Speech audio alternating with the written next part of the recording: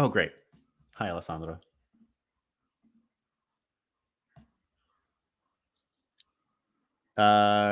Wait, do you see him? Yes, but it's a different name and a different profile pic, and maybe not the one we're looking for. I'm not sure. Oh, yes. Oh, wait. Oh, yes. All right, we got an Alessandro. We've got Don. We've got a Kesha, which means we're ready to join. All right. Hello. Welcome back, Alessandro. Did you drop for a hot second there? Yeah, because my dog was like running around and he made me move some stuff here. Oh. All right. No worries. All right. I'm going to get Wizard Willem on stage, which is actually my second account. We're going to use that to share the deck. And we're finally ready to start. Awesome. All right. Welcome, everybody. Apologies for the little bit of a mix-up there. We are now live on LinkedIn, YouTube, and Twitch, and of course here in Discord. Welcome to Don, Alessandro, and Kesha. Excited to have you here for the Market Viability Talk. Thanks for giving me a little bit of time. Thanks for giving us a little bit of time. How's everybody feeling tonight? So good. Good.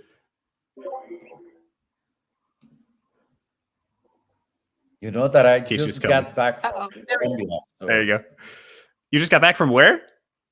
From Colombia, from Bogota. Colombia, my goodness. How was that? I was really good. Yeah, I was talking with the association, and I had a late mixer last night, and my plane left at 4 a.m., so I haven't slept. Oh, God. But here I am. Well, geez. Thank you so much for showing up. Everybody give a little bit of a celebratory gift to Alessandro for even being here and giving us some time. Thank you. Thank you, my friend. Wow. All right. We are officially ready to start. Apologies for, yes, the technical hiccup. Goodness. All of that caused simply by having the wrong link in the Discord event. We sure do love technology. All right. We are here indeed in the Market Viability Talk. Can everybody see the presentation being shared by Wizard Willem, who is totally not me? Okay, great.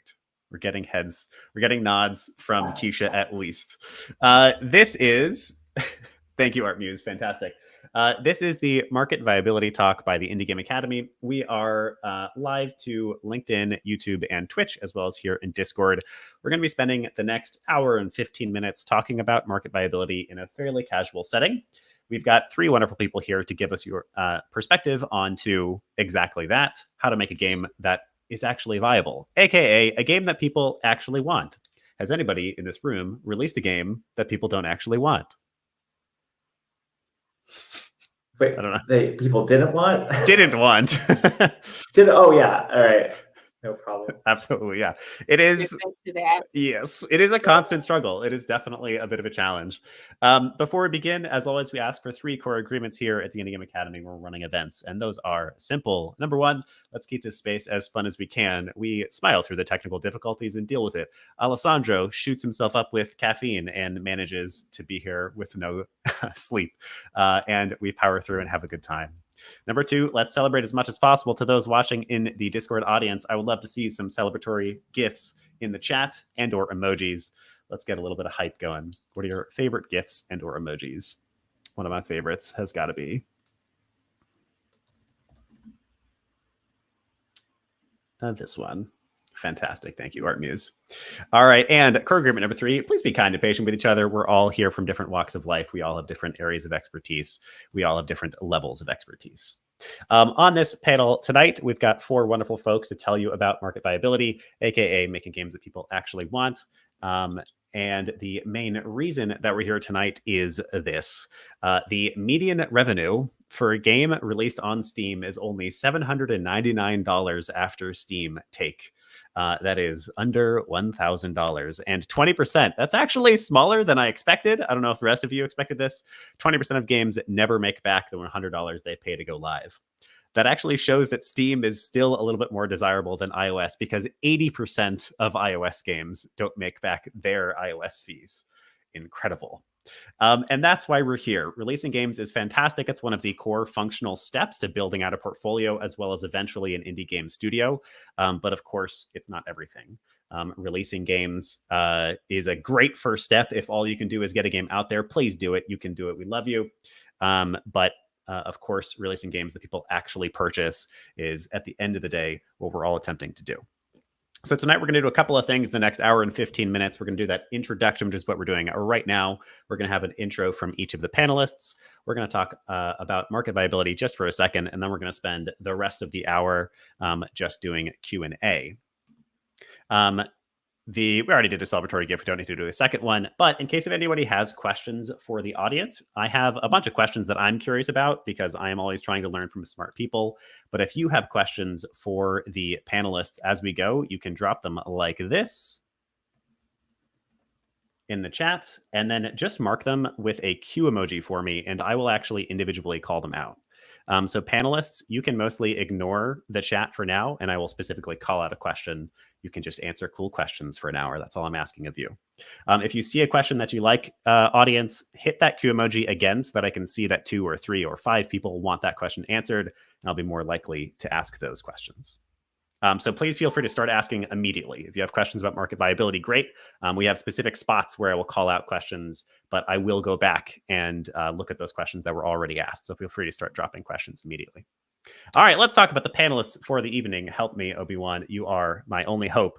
Alessandro Biollo, the area vice president of LATAM and one of my favorite people, always here to help out the Indie Game Academy. Would you like to give an introduction to yourself and what you do?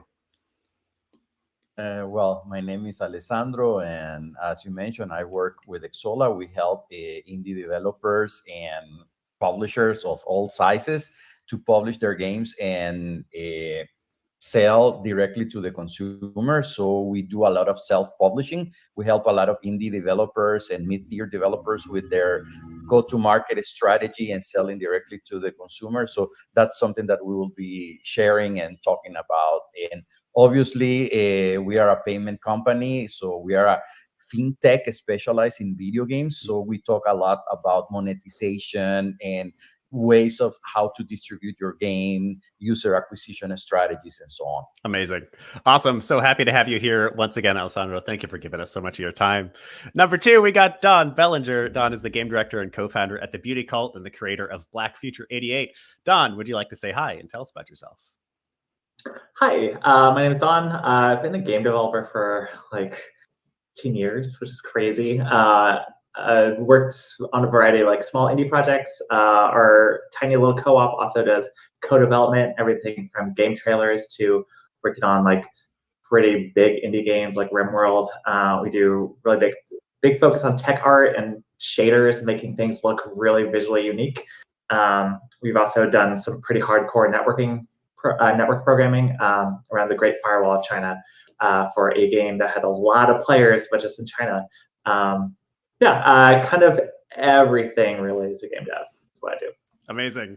And I've just dropped the link to Black Future 88. Don is also an experienced indie dev. And last but not least, if you don't count me, we got Kesha Howard. Hi, Kesha. Welcome back. It's been a hot second. Kesha is the founder of Sugar Gamers and Sugar Gamers Labs. Would you like to introduce yourself? Kesha Howard. I've been in the industry for 15 years because I'm absolutely insane. But the thing that I focus most on is building communities and junior talent. So how does junior talent have the language, the prototyping and researching skills to even get started? Because gaming, as you all know, is very difficult and expensive and daunting. And so how do we encourage all the creatives to collaborate and be empowered to, take on this challenge and this adventure? So that's what I focus on, focusing in on, unorthodox methods of getting people to be in community. That's pretty much the gist of it. Was saying that it is daunting a pun because of Don Bellinger, or was I the only one who heard that? I heard it too, actually.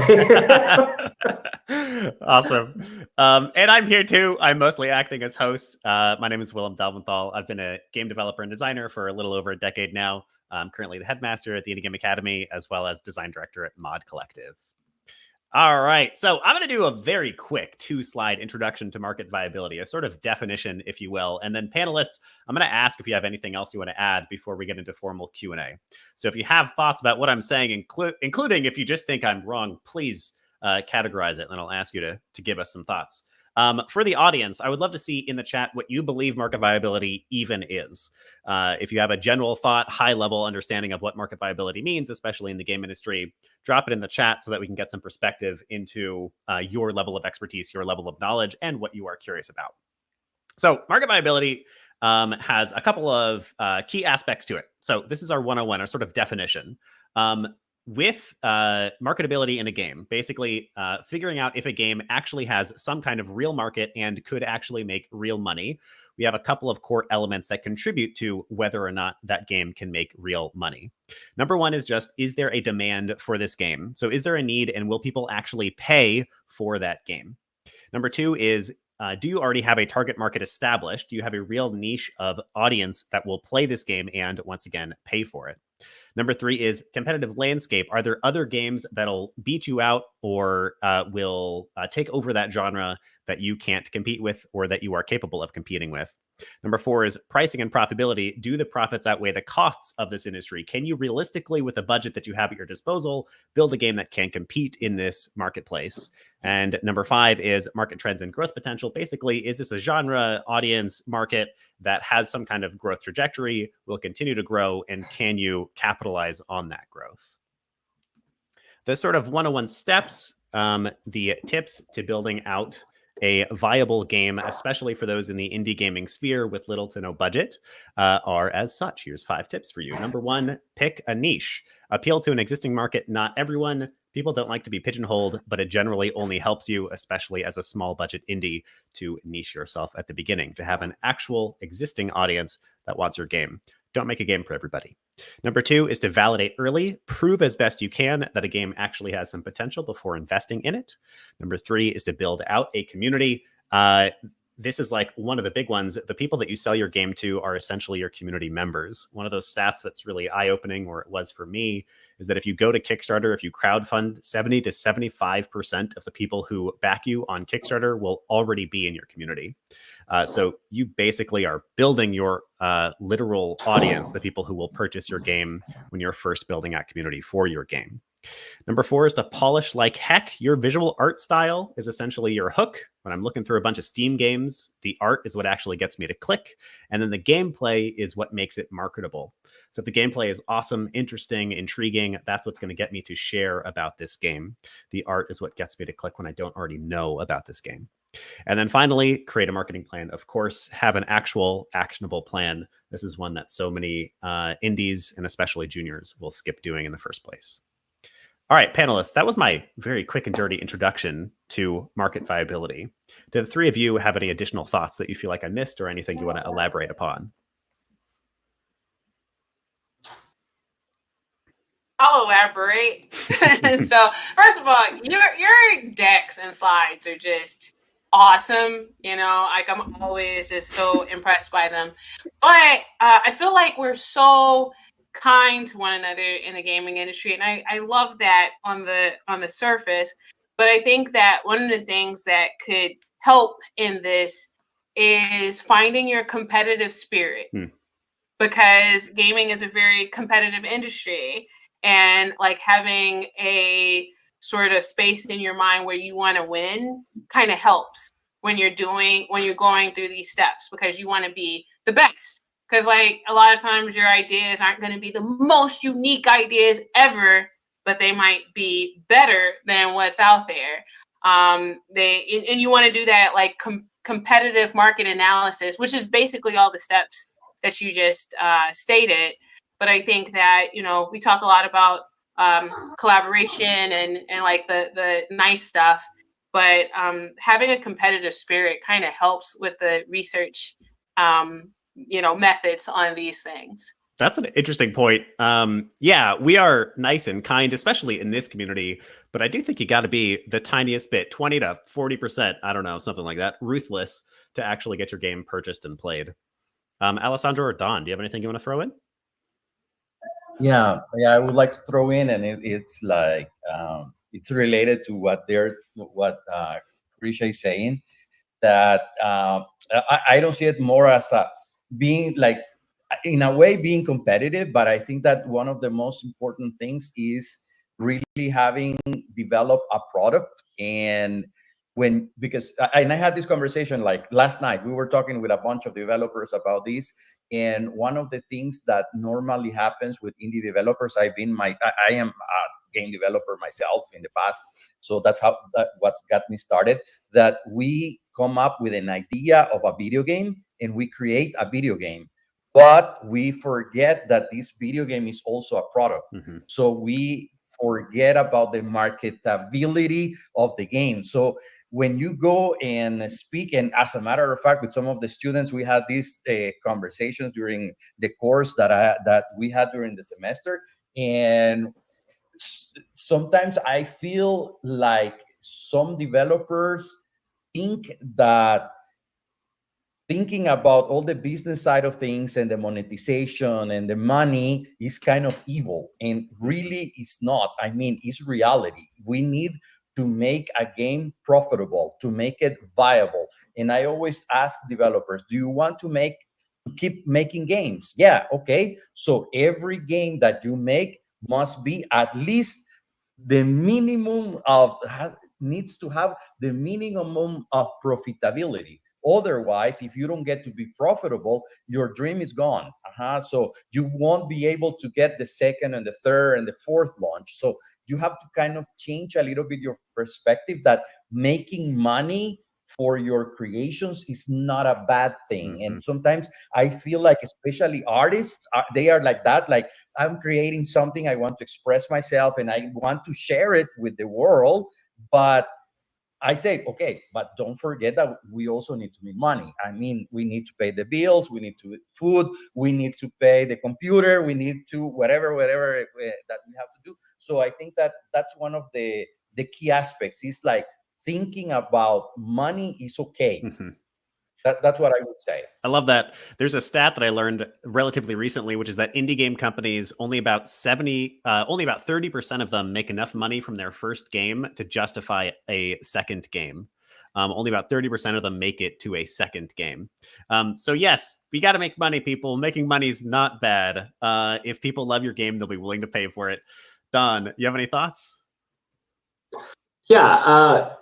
Your market viability changes, and your community and the people you're generally pitching to changes through the lifetime of your game. And it might have multiple lifetimes, or it might just die all of a sudden. For a lot of companies my size, we don't have just a bag of money sitting around, and we need to use somebody else's money. So your market viability may rest on in the hands of like a publisher or investor.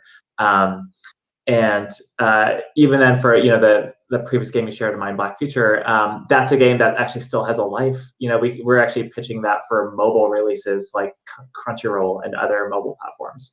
And your viability and your market and who you're actually pitching to changes all the time.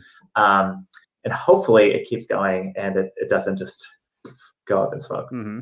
Amazing. Awesome. All right, let's get into some of these questions then. So I have a couple of questions to start us off. And then audience, you've actually already been great. I usually prep a couple of questions ahead of time to make sure we have time for audience questions to come in.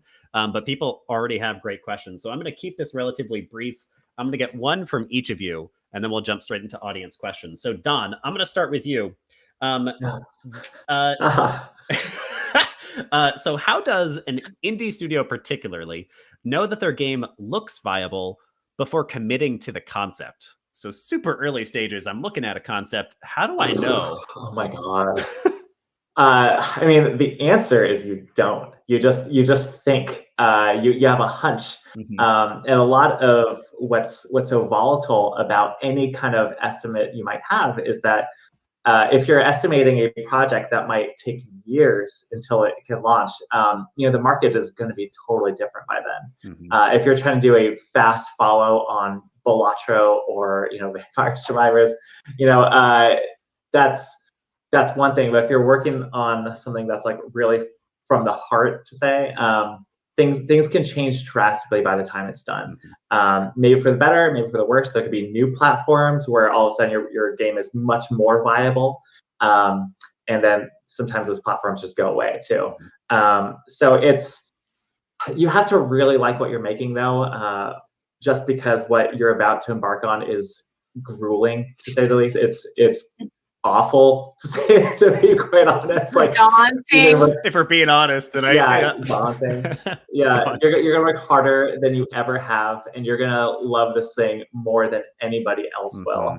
And you have to be ready for that. It's not unlike any kind of relationship, except you're having a relationship with software. So you have to. You never really know, but it's kind of the same process with falling in love with anything. It's like, all right, I feel it in my bones that this is a thing. There's still viability guesses that you can make. You can look at like, hey, these are games in my niche, these are games in my segment, and they sold that well. You really have to discount the extreme overperformers though, because that you're not going to win the lottery most likely. You have to take a really sober, realistic look at the market. And you also have to be very, I think, frank with what resources they had to build that game versus what resources you have access to. So if that game was made in a country with a cost of living that's a fourth what yours is, then you need to take you have to take their expected production budget and basically divide by 4 or multiply by 4. That would be what you would have to go ask for. So it's you never really know is kind of the sad truth, but the happy side is like you're gonna really love working on it until eventually it sours. It becomes this albatross. That initial like I love this is the prerequisite. If you don't love it, then absolutely don't make it. Sorry, Alessandro, what were you gonna say? I'd like to add to that. Don just made me remember about one of my first like formal developments. We were working on a rhythm game. So rhythm games in like 2013, 2012, 2013 were kind of popular. Guitar Hero was popular. There were other mobile titles that were popular. So we started developing the game. And since we were just getting started in El Salvador, is a little country in America, if you don't know where that is in Central America. So we got a couple of grants from the government and from other investors, but that took us like 2 years to get funded and to keep on with development and so on. So when we released the game in 2016, the rhythm game trend was already gone. So we were too late to the market and it was something, we just missed it. So it was something that we really enjoy. We love it. It was a 80s style cartoonish with rock music from late 80s, early 90s. So it was spectacular, but we were too late to the market. So that's something that is also relevant and important to keep like monitoring, because this has to do with viability. Because what if you are late to the market? It's going to happen what happened to us. We lost the investment, right? So unfortunately, the market is that brutal. Welcome to games. I love a lot of these points have been really good ones. I think the simple fact that you can't really prove market viability in concept phase is pretty universally true. But I also think, especially after working with the Indie Game Academy and working with these student teams and seeing how they go through the process, they have 4 months to release a game and they're working with strangers. And for the most part, they're doing it as an educational practice. They're not doing it as a market viable game per se. But of course, they're trying to make a game that'll do well. After seeing them go through it, I have come to believe that a lot of what makes a wonderful game is only maybe like 30% the actual core concept. The concept itself absolutely matters, yes, but a lot of it winds up coming down to, of course, the implementation. How do we actually interpret this game concept? And then also, I think, Don, you kind of alluded to this, team enthusiasm actually matters a lot. If the team is just pumped about the idea, they wind up sort of filling the idea with like wonder and magic. Yeah, a motivated team will work 2 or 3 times as well and hard and get more done than an unmotivated team. Yes, which is a perfect segue. Look at that. Wow, didn't even intend this. I'm going to jump to you, Kesha. Here is my one question for you. What are the signs inside a game team that their eventual game is likely to do well? And how does a team move towards these ideals? So this is on the team side now, not on the concept side. I mean, I think that number one, being in alignment with what the idea of success is. And I think that a lot of times when we have teams, we don't continuously calibrate that alignment, and making sure that we're all like sort of gunning for that goal. And what does it really mean to win, right? And for a lot of people, just having something that is completed and shippable is the win. And I know that's not like the $1 million answer. And it's just like that's the $1 million isn't usually the metric of success. It's completing the game and having something that everyone's very proud of.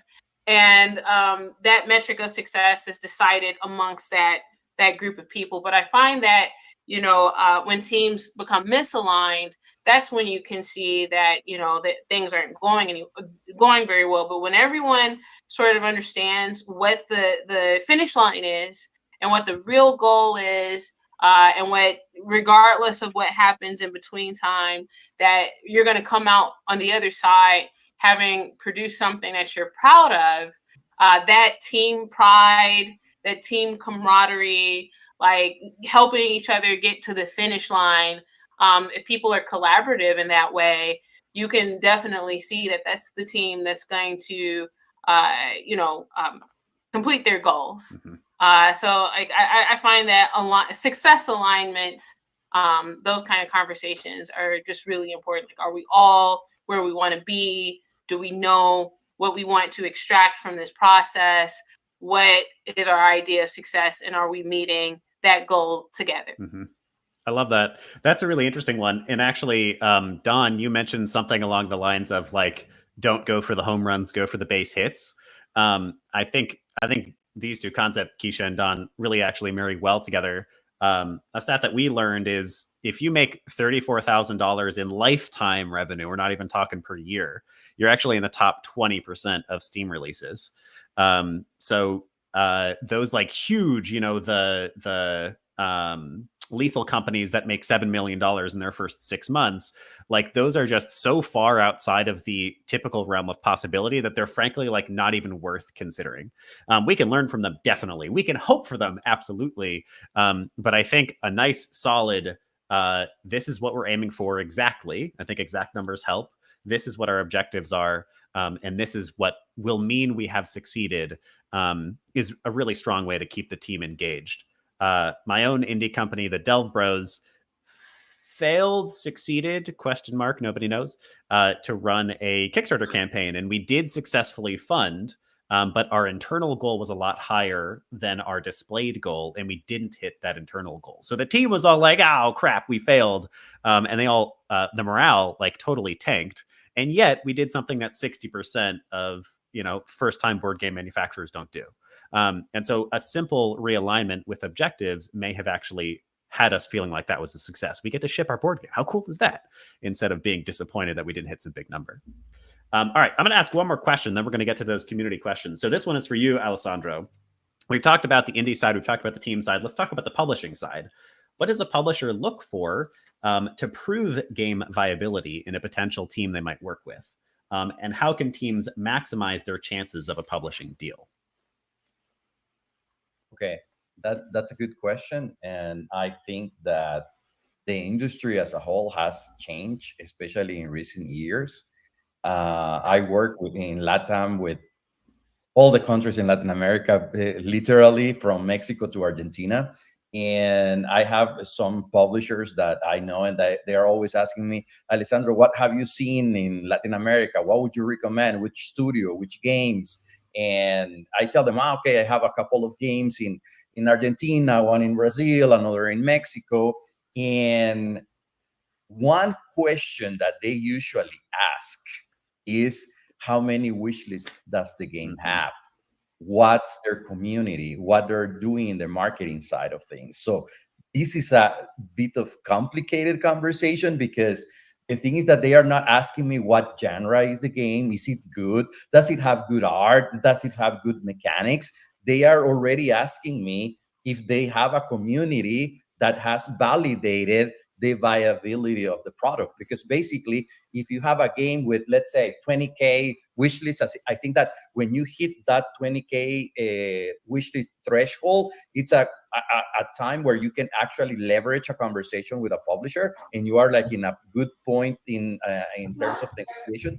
But getting to 20K wish list is possible with the current market, but you would need some community effort, some marketing effort. So I would say that nowadays the premium PC console titles are sort of moving as the mobiles did a few years ago. Because if you are publishing a mobile game nowadays, and you want a publisher to invest in your product, invest in your game, you need to come with metrics. They won't ask you much about the game. They will ask you about your metrics. What are the metrics of the game? Lifetime, the retention, the revenue, the ARPU, and so on and so on. So they will start asking you for metrics. That's mobile. Mobile is brutal as like that. It's numbers, it's data. With premium PC titles, it's not like that. But I see that most of the publishers nowadays, since there's a lot of risk now involved, right? So they are trying to reduce the risk by having a product that has been already been validated. Kind of like they kind of can read the viability of the product. It's like I have a team in Rio de Janeiro. They have a cool game. It's called Dracantos. It's an Overwatch meets MMO 2D art, pixel art. Beautiful. And these guys have 500,000 wish lists on Steam. So imagine. And we went with them through I was helping them a little bit, like getting them how to do a little bit of marketing and how to do their own publishing and so on. And these guys are amazing. And nowadays, they used to be looking for a publisher. Now publishers are coming to them because when they find out that they have 500,000 wish lists on Steam, I mean, they have something to leverage in the conversation. So I think that that's key nowadays. And unfortunately, I'm being a little bit too prompt to the business side of things and forgetting about the gameplay and the narrative and the art. But this is what it is. I mean, this is the reality nowadays. And you will come across with publishers that they will, right off the bat, before you open your laptop for your presentation, they will ask you, and how is the game doing? How many wish lists do you have? That's the first thing that they would ask. Yeah, I mean, it's better to know this reality than to pretend that this is not the reality. And those wish lists, those metrics, like for those who are maybe disappointed by this answer, who are like, oh man, I thought I just had to make a cool game. Making a cool game with cool art and great gameplay is part of how you lead to those metrics. That's the prerequisite step to get to those metrics. But of course, the publishers, who are the business arm, the business side, care more about those metrics, and they'll still care about the game. And it also very much depends on different publishers. But yeah, you need to show that the game can actually make some sales. Something else to throw out here, because I work with so many juniors, there are very straightforward formulas to find out exactly how much money you will make, at least on average, from how many wish lists at what price points, exactly how many backers you're likely to get on a crowdfunding campaign. Just look up typical conversion rates for whatever the current problem is, and you can mostly figure out exactly what to expect given your community size. All right, let's get to those community questions. We've got a bunch of really good ones. Thank you for giving us that introduction to our wonderful panelists. I'm going to start by throwing this one at Don, and then Alessandro or Kesha, if you want to add to this, absolutely feel free to.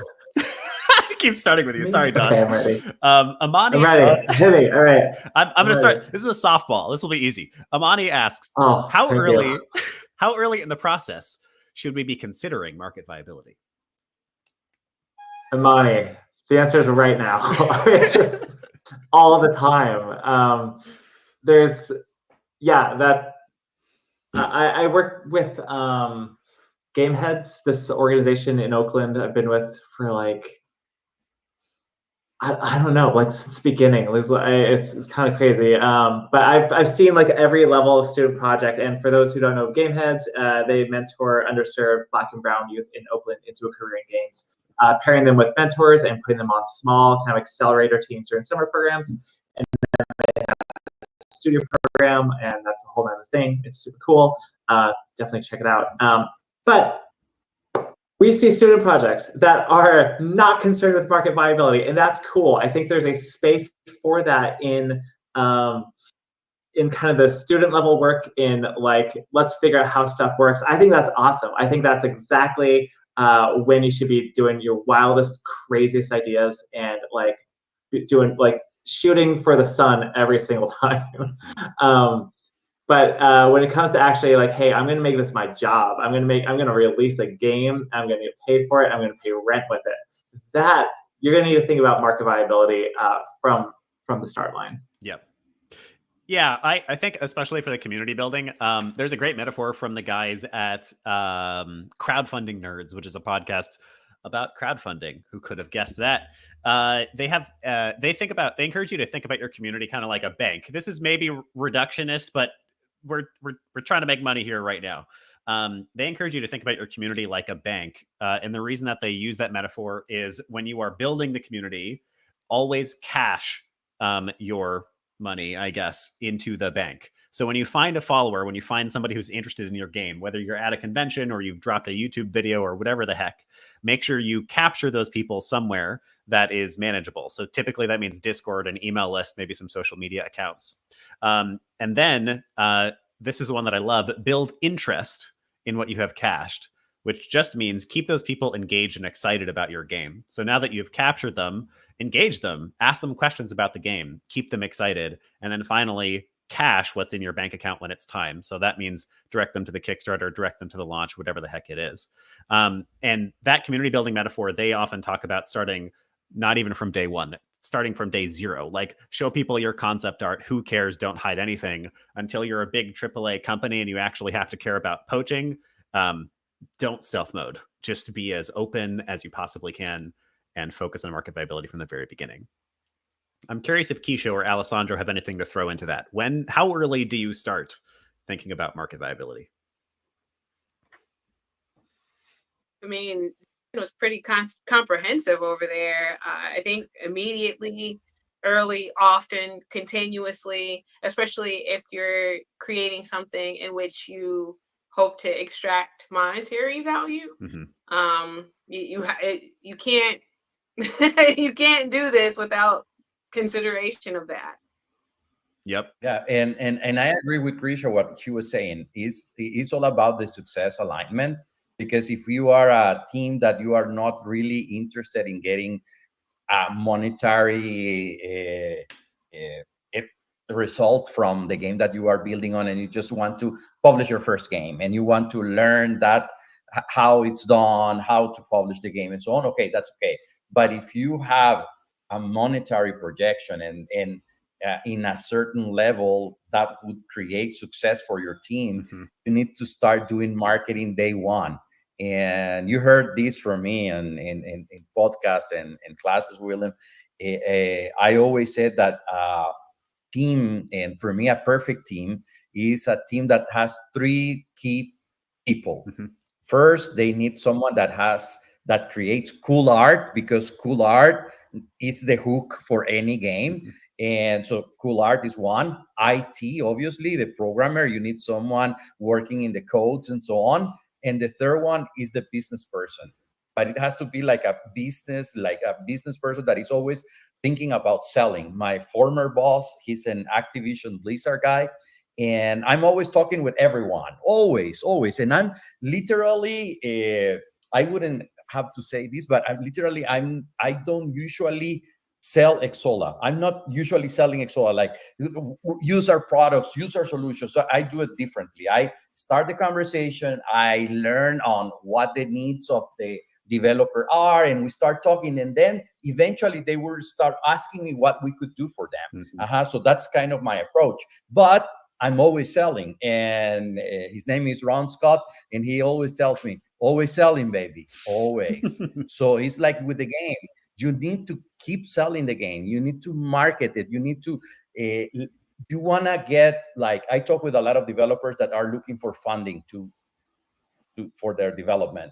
And I always ask them, what are you doing in the realm of marketing? What are you doing? What is your marketing strategy? And they tell me, no, Alexandro, I'm developing a vertical slice to pitch it to a publisher and pitch my great idea and work on my pitch deck and so on. And I asked them, yeah, but you need to show some numbers. You need to show some metrics, because, okay, we were talking about wish lists. Okay, let's say that your wish list count is not so big. Let's say you have 1,000 wish lists, but you come to this meeting with the publisher with 30,000 people in your Discord channel. You have your bank, right? You have your bank there. So, and always have a call to action. I used to work with a local community manager, and when we were working on our posts of the last game that I published, we were always trying to make every post with a call to action, not being salesy, but always having a call to action, like give us a retweet, comment on the game, comment on whatever. So we were always trying to get engaged with the community, but also asking, like, cashing a little bit on the bank that we already had. So that would be my input on that. I love that. Awesome. All right. We've touched a bunch of stuff here. I want to move on to the next question. I'm going to throw this one at you, Kesha, because it is about community. It's a very simple question. Thatcher asks, how do you build community? ?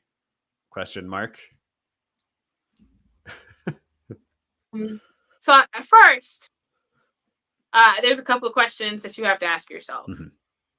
Do you really want to build community, or do you really want to build a group of consumers? Because when you're thinking about selling your game, you're thinking about consumers and all the sort of business practices that goes with marketing to consumers. Community should really mean the human part of things, right? So, like, yes, you can build a community, and also, are you building community around one specific product, or are you building community around yourself? Are you building community around your studio? All of those can have like different layers, different flavors, and different approaches. My favorite personally is building community around an organization, because then we can always be collaborating, and whatever game that we make, the community is still there, because there's a very human component to being organized around each other and around humans, because you always can essentially have that bank, so to speak. But that bank isn't built on treating people like consumers or a wish list number. It's built on, like, hey, we like some of the same things. We're under the same umbrella of what it means to have fun with each other, of what it means to collaborate with each other. And those are very human things. A lot of times when we get into gaming, I think that we're so, our public discourse is so much about like the numbers and the success of it, that we forget that foundationally gaming is play. And are you playing with your community members, so to speak? Are you humanizing that? And I think that this is where a lot of companies go wrong, because they're like, oh, my game's going to be great. We're going to have all these consumers that's going to wish list. And then you start becoming out of touch with what people want. You become out of touch with being able to understand market viability and the different shifts and changes that come with that, right? Why did people get out of rhythm-based games, for example? And like, if you're in community, you can just ask those questions in a very human way. You can get real-time feedback, real-time, focus studies, real-time, all of that stuff, because these are human beings that are happy to help and happy to share their perspective, happy to collaborate, and happy to be a part of something. And that takes a lot of work, a lot of continuous effort. But if you do it from a human standpoint, then you can kind of depend on always having it. It's a long game approach. It takes a while, and it takes a lot more effort to humanize a community than being like, all right, I got, this product. I know that it checks these boxes. I know this game was already a success, so I'm gonna just grab the community that was already there, and they'll probably play this game because it's similar to the game that that's already had a success. And I think that at some point you just combine both of those things. So like the human element of community, like we're supposed to have that, from a humanity standpoint. It decreases isolation. It allows people to feel seen. It allows people to contribute, learn, bounce ideas off each other, and really self-actualize and grow. So if you build a healthy community around yourself and around your studio, you'll always have it. And then you can go into the consumer marketing.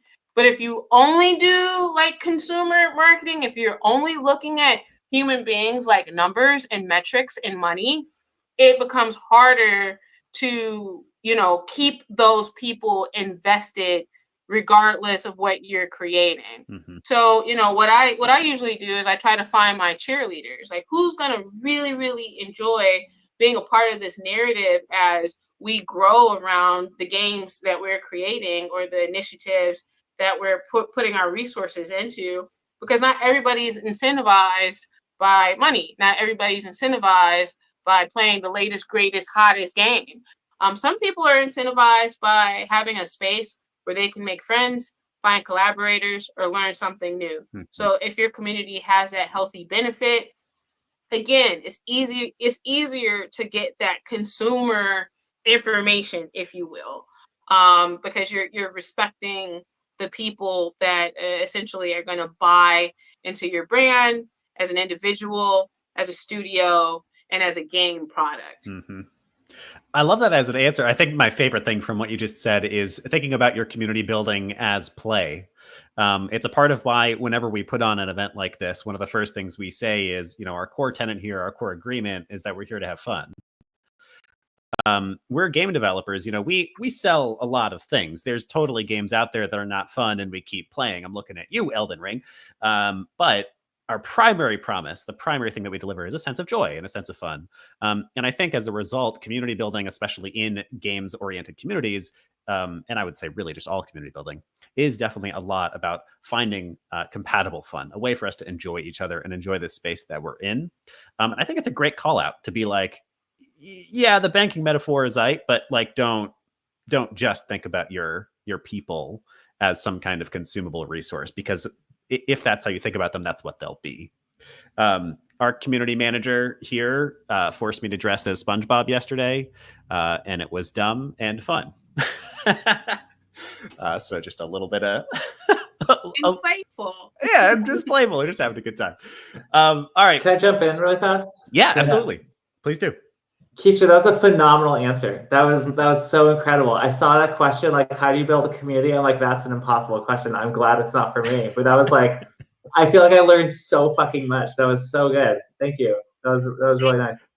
Yeah, I really love it as well, Kesha. And I would like to, because my mentality is like more of the commercial side and numbers and so on. I love your approach as well, because I think that it has to be an holistic approach, as you express it.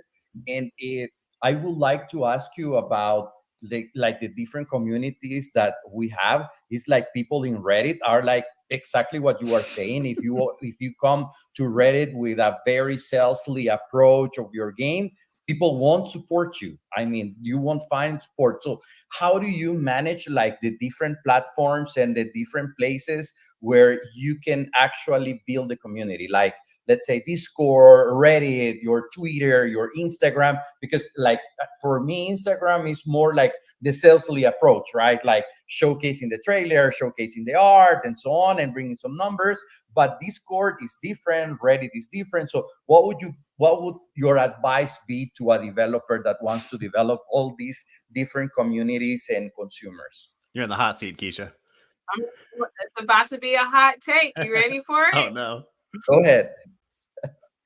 I reject modernity. And it was a very hard thing to do because when the pandemic happened, all the video game companies went wild because we had the captive audience right there. Everybody was on a screen of some sort. Like we couldn't do anything else. We were just screen timing it, right? And this was great for business. It's like, man, look all the stuff that we can sell to people. And that's amazing, right? And now look at us. Lonely, isolated, awkward, don't know how to make no friends. So what I started doing is when I started noticing that there was an uptick in mental health issues, I started to like go back to how I first started Sugar Gamers and what made it relevant in the first place. And that was like actually creating in-person events. Mm-hmm. And you don't need to like have a lot of people in person, but you do need to, like how we have whales and all that other good stuff. You kind of do need to support your biggest cheerleaders with friendship, with in-person interaction, with like something that's gonna humanize your company, right? And so instead of spending a bunch of money on ads and making sure that my Discord, Reddit, Slack, Instagram, Twitch, and the other 10 freaking things that we all have to keep up with, hey, come out and play the game. And I know this is going to be weird, but it has been weirdly very successful for me this last year. Like I can just invite people. I don't even use any of the online things anymore. I have my newsletter and I have a phone numbers. And every time I have anything that people can participate in, I'm like, hey, if you guys want to participate, I'm having a private event just for you because it's not for everybody. And I think that the conversations that we've had in the past to like make things inclusive have kind of overshot, like we kind of overcorrected because like the games that we make, the products that we make, everybody isn't gonna like it. It's just for some of the people that you're creating a community around. And by niching down and being very specific about who these people are and how to serve them, what I found is I don't sell games. I sell friendship, I sell fun, I sell play, I sell connection. And that is one of the most invaluable things that people are looking for right now. So like, what's the game? You get a couple of hours of escapism out of it maybe, but what people are really looking for is like a really lit community where they can connect with someone in an environment that realistically has been incredibly isolating. So instead of being like, all right, we're going to be more in a digital space where people need like hugs, people need to be seen, people need to self-actualize, people need other people to bounce ideas off of. And at this point, I can go to a variety of different cities and I can get, 100 plus people to pull up. And that energy is effervescent. And those people, then they go in online in their online spaces and they're the biggest cheerleaders. I don't even have to worry about like some of the marketing that I would otherwise need to because I have real people, like real engagement. People actually behave with their whole bodies in regards to our brand. And I'm really proud of that because now, I think the FTC is making botting illegal, right? So people who can buy into fluffing up their numbers and fluffing up their engagement because they have the technical know-how to do so are now there's going to be crackdowns on that. So how do you, in the age of AI, in the age of people, messing with how things look online, what's really going to prove that you have the actual engagement, you have the actual interest of human beings in your game? And it's real people that actually can talk about their real experiences about whatever it is that you're making. And just having those 100 or so people can really like how many games, how much of your product do you really need to sell? And if you have like 100 people that are real and they have, their friends, and they, it's like the old fashioned way wasn't completely terrible. Like we have made so many solutions for problems that we really didn't have. And like, I think there's just been an overcorrection in some of like the best parts of being in the gaming industry, which is fucking meeting another gamer. Like, I don't know. Like, I could be wrong, but it's been, I've never, this is probably the most successful I've been and the least amount of time that I've actually spent online. So I'll come because like I've met Willem, I've met some of these people, and that interaction is just, it's like an explosion of all the things that I'm looking for, 10 times over.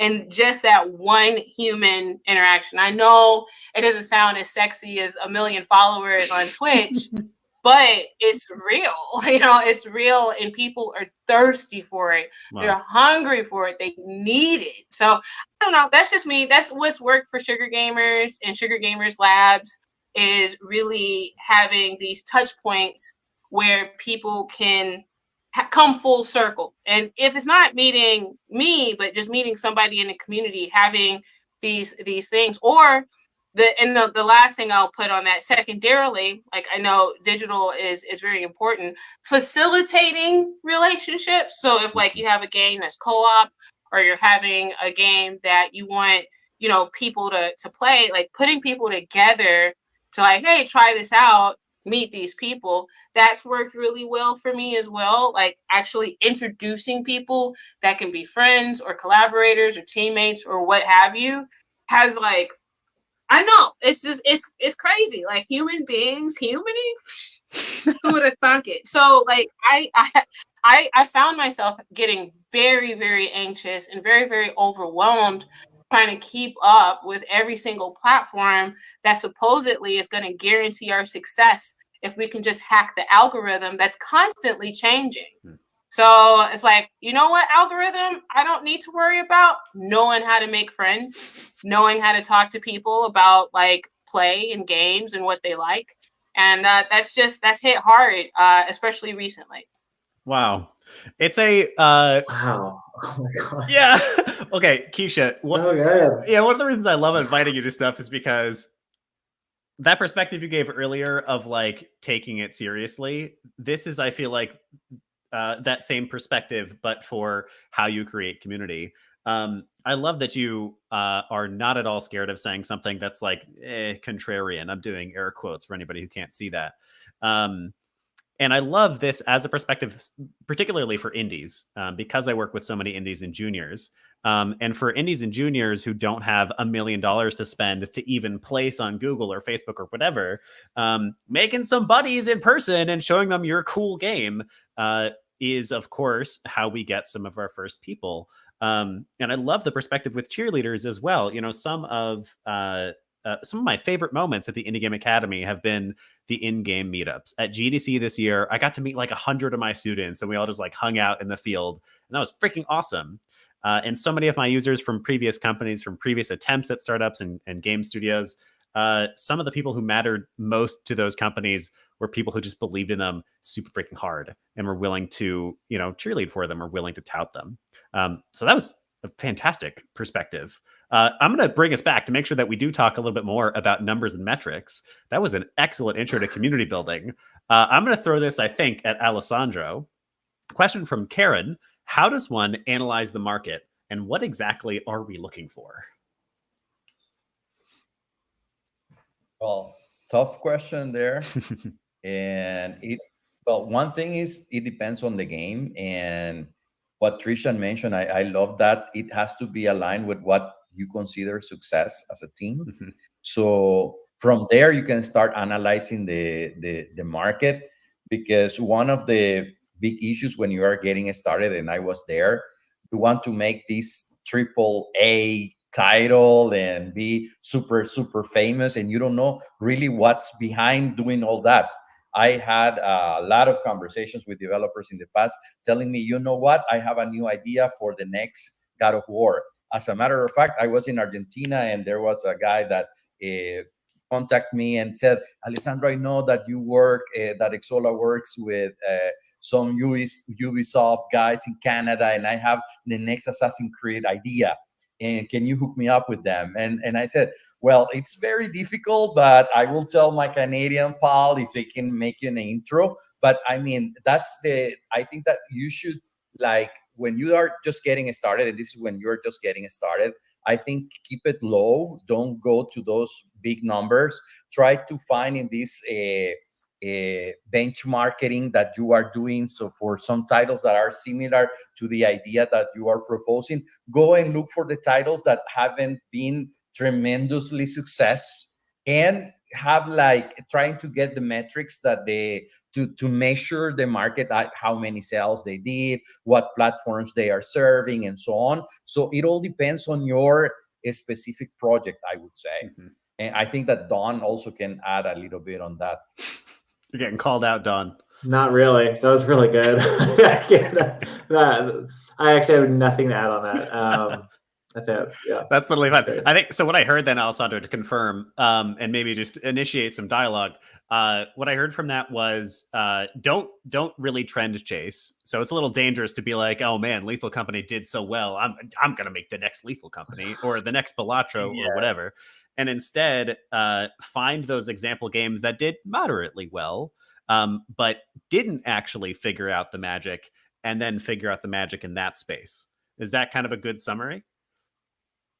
Yeah, it's a perfect summary. Yeah. And as you said, trying to find that niche. Mhm. I love when you said that in your presentation, that trying to place yourself in a niche. And with what we just learned is, and Trisha, this is what I do in Latin America, selling Exola stuff, hugging people, community building, and they are your cheerleaders. And it's easier to do that in a small niche than a wider audience, right? So I think that if you are low on budget, I think that is a great strategy. I never thought about it on the more of the consumer side of things. I always thought it in like the B2B, because it's a smaller audience, but I love the Trisha's approach on that. So I think that you should try to aim a little bit lower, and not going through, like, if you are doing a 2D game,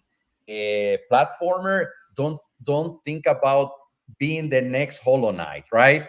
Don't think about being the next Cuphead, because everybody says Cuphead is an indie team, and I say yes, but not so indie, because when you see their team, it's not like indie getting started with their first game. So that's what I would say. Like, focus on that niche and try to position your game within that niche, between the big performers and the medium performers, I would say. You also have to, I think, consider that you have to really understand what your budget can do, and you have to have a realistic idea of what that is. And that only works if the thing you're trying to make, if you actually know what the thing you're making is, preferably because you've built something just like it before. And then even then, it'll still take twice as much time as you think it'll do. And that's like estimating a project, even a small indie project, I think is literally impossible. I've been in software for 20 years, and I'm not really any better at estimating than when I started. And from other software engineers I've talked to, that remains true. And so knowing ahead of time, like, all right, that means this many heads are working, this is our run rate every month. Best case, you're going to be off by like 50%. You know, so I think being extremely frank about what your resources are is kind of the only way to make what then should be the smallest idea you possibly can that's still really fun and interesting to you. You're not reaching for like, oh, let's do an MMO. I see a lot of Kickstarters that are like MMO projects. Like, who, why, like, in what universe are you actually going to get the resources you need to make a project of this scope? You have to think insanely small when it comes to teams. Rami Ismail has a really good talk that he did. Like, it's like a live kind of bootleg talk that I saw on YouTube, where he's like, all right, all the indie developers, raise your hand. He's like, your teams are too big. You have twice as many people as you should have in order to actually finish the thing. These are incredibly difficult, complex projects, and it's just incredibly difficult to estimate what that's going to take to build. So you have to aim extremely low. Don't look at the big outliers like Cult of the Lamb. Don't look at the runaway hits like Balatro or Vampire Survivors. You have to look at, like, really get good at spotting what does a triple A game look like? What does a double A game look like? What does an A game look like? What does a double I game look like? Just that kind of lowering of production expectations is a thing that's pretty brutal, but you have to get really good at doing. Mm-hmm. Yeah, I think budgeting and just getting used to money is a good one. Sorry, Kesha, tell us what you got. Oh no, I was just gonna say, like, that's kind of how I started off with my junior talent. Like, pretend we have $5. Mm-hmm. How do you make your first game? How do you complete your first game? How do you run your reps? You only got $5 and a couple of friends. Like, what are you gonna do? How do you do it? How do you get there? Buy everybody a lollipop. Because, like, if you can't and say thanks. Because, like, I think that, it cuts so many people out when we started off at these, large numbers, and then people don't run their reps, failing, trying, finishing, completing anything, because they're just like, if I don't reach this goal, it's not, I don't want to do it. And that's not the best way to get into the game. Just have something that you can complete and something to show for it. And I think that, like, people can just start off running their reps, which is like baseline, ground zero junior talent. So, before we even get to those big numbers, I don't meet enough people who can complete an idea. So it's very true. I love the perspective into being realistic about those budgets and those time estimates. I was laughing, Don, when you were talking about how you feel like you're so far in your career and you still get them wrong. I keep expecting to get good at that one day, and I'm still always wrong. So I don't know. Pad your estimates and then still expect them to be wrong is maybe the takeaway. All right. Video games are the most complex software projects I've ever experienced across a variety of software industries. These are incredibly difficult projects. Yeah, and there's so many people that go into making a game. All right, so we've got time for one, maybe two more, probably one more. I'm going to ask this to the room. Whoever feels like answering, please answer. So Riza says, how much of market viability depends on business model or revenue streams? Picking how to actually make money. I think all of it, but it's an answer that continually changes as those models continually change. Mm-hmm. It used to be that the platform space has really dried up, but one of the platforms people don't really talk about is Apple Arcade, which for a while was a great way for an indie developer to get their game made. That no longer exists, and that is part of kind of the revenue model, is how do you actually pay yourself to make the game versus just the back end or the consumer end, which is how do they pay for the product? Is it microtransactions? Is it free to play? Is it like a $30 premium, a $10 premium? Like, what platforms is it on? So it's always changing. You always have to look at where money is actually being made. In Black Future, when I was working on that, when we got the publishing deal, the Nintendo Switch didn't exist. And then in the middle, all of a sudden it did. And games like Hollow Knight and everything else started doing really well on it. So the publisher's like, all right, we're going on the Nintendo Switch. And that was a surprise, but it was a thing we worked around. And that's, platforms come and go, revenue models come and go. You have to always keep your eyes on the landscape. Mm-hmm.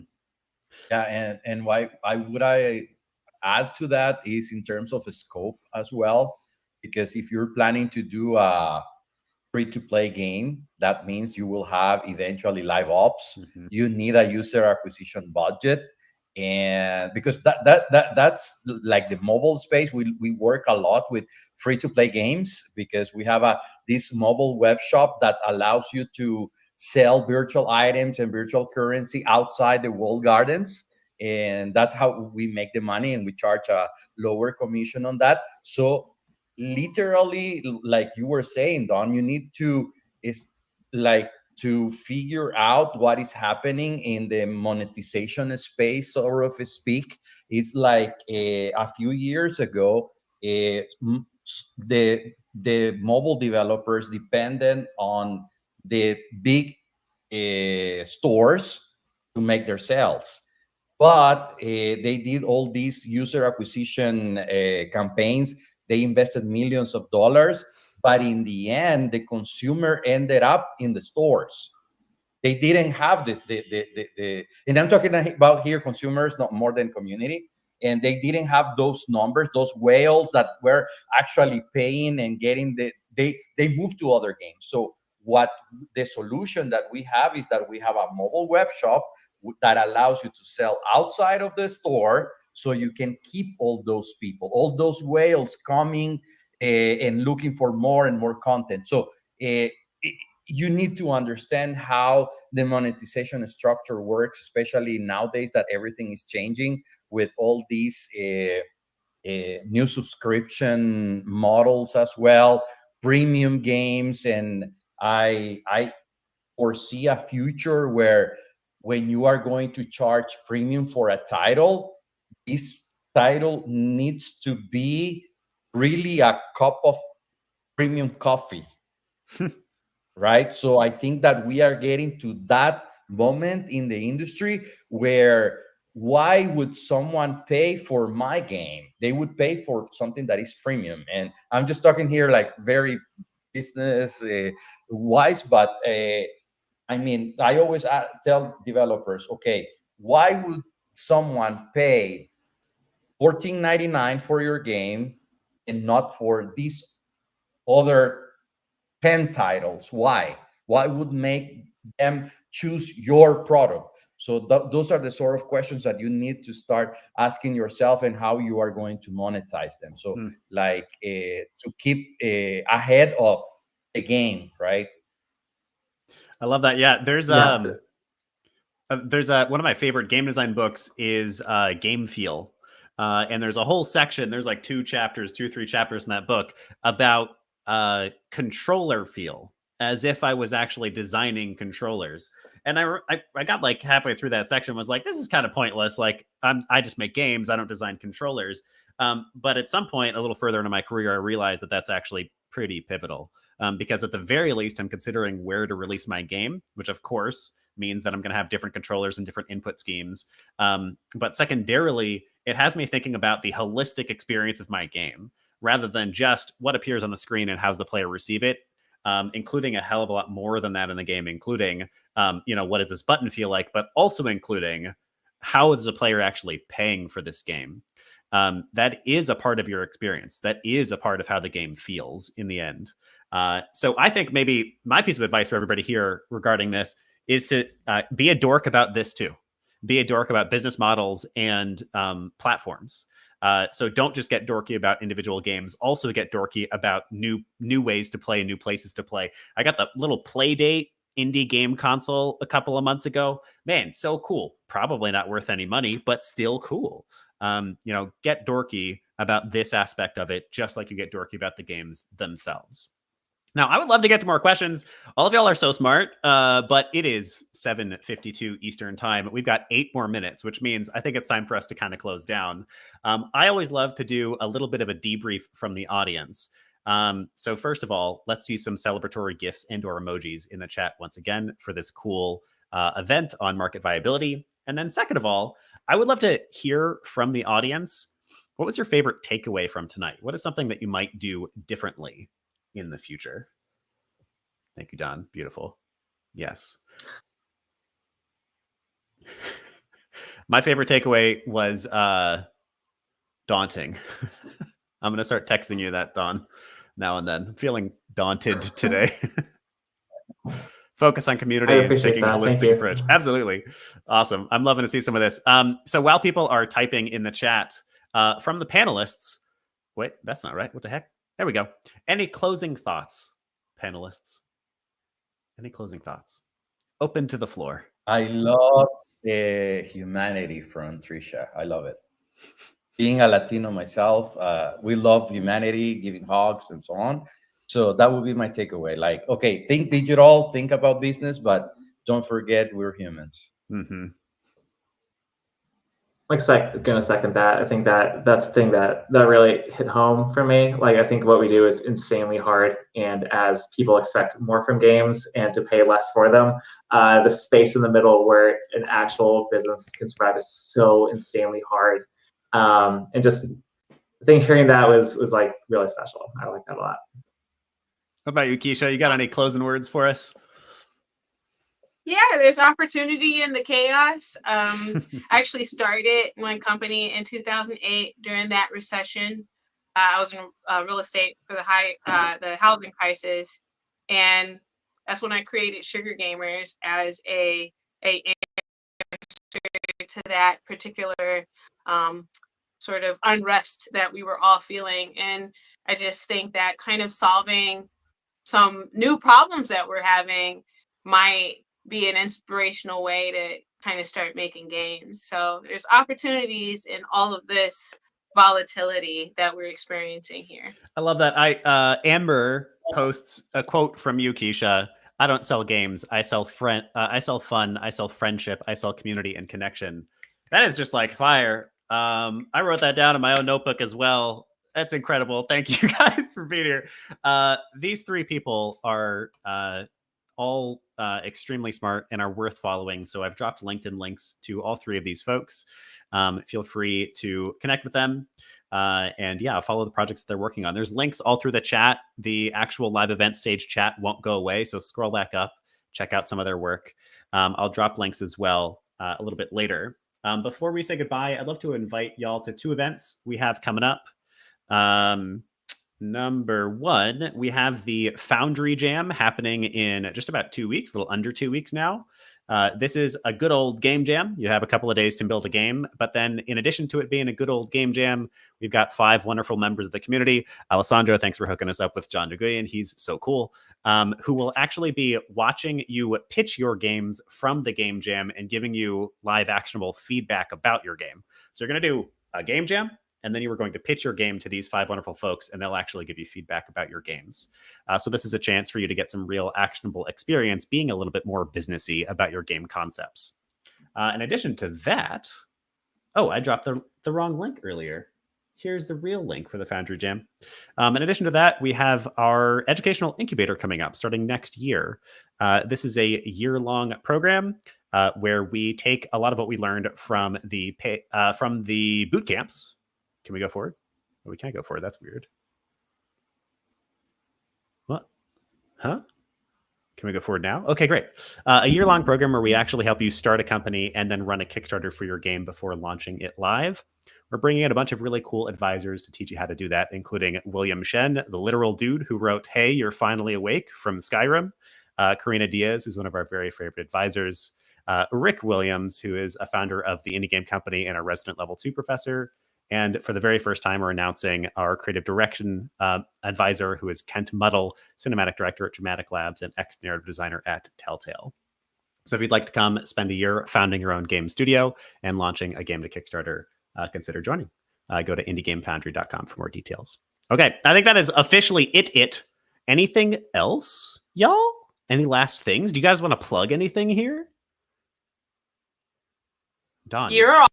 Yeah, tell me. Wishlist Nectarmancer on Steam. I'm going to drop the link right now, Don. Single call to action. Thank you. Yes. I can just get it.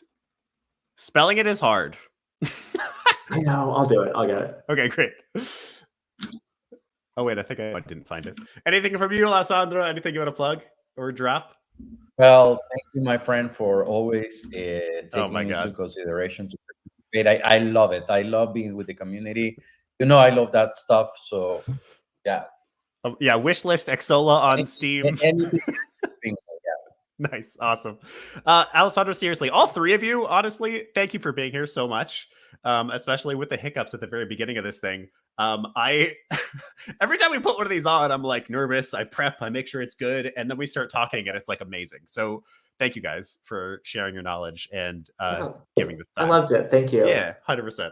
All right, we're gonna say goodbye. Oh wait, Kesha, please. I'm coming out with a new game about propaganda and media literacy. Okay. So, and it's going to be edgy and a little creepy, and I'm really excited about it. So send me good vibes because making games is hard. Yes. So, do you have a way for us to follow it? I'm not selling it yet. What'd you say? Do you have a way for us to follow it at least? No, you all are just the first to know. Now we know. It's going to be called Mindfo. Mindfo. Yeah. So when you start seeing it, I need y'all to like it. Absolutely. If nothing else, go follow Kesha on LinkedIn, and that way you'll see it when she posts about it, and then you can really follow it. All right. Fantastic. Yeah. It's been a great night. We're on time. What a concept, even though we started late. It has been a great night. Alessandro, do me a favor and get some sleep. We love you all. Thanks for giving us your questions. Sure. Absolutely. Take care, everybody. Have a great night. Bye. Bye. Oh, did it end? It did not end. Let me try again. Goodbye, everyone. All right. And for those watching over the stream, we love you. Goodbye. Have a great night.